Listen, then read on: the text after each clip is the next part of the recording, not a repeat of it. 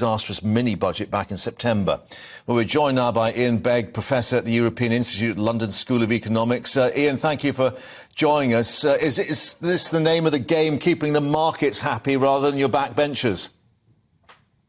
It's partly about keeping the markets happy, but keeping the markets happy is also about lowering the cost of public debt. Because if the markets are happy, the burden of interest payments goes down. So it's that as well as trying to mollify the backbenchers.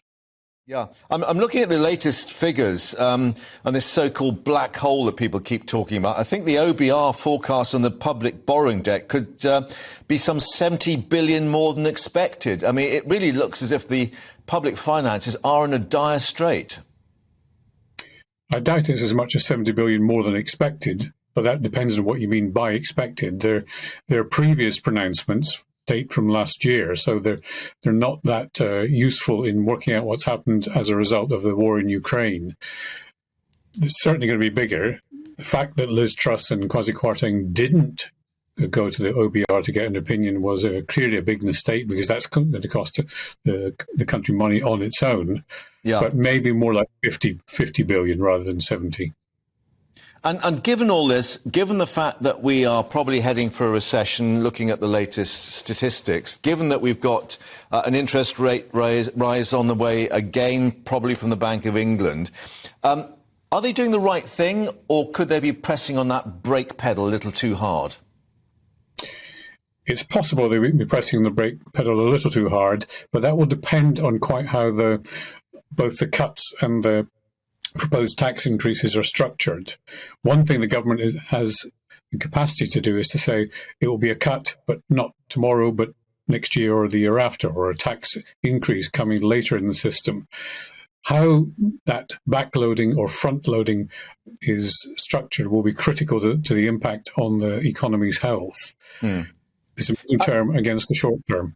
Yeah, and just to sort of explain to people what might be happening on Thursday, is it that we might not notice the higher taxes, in that it's going to be a stealth system, if you like, with the thresholds not being increased? So you will be paying more over the coming years. It's just that you won't notice it in terms of your headline income tax rate, for instance.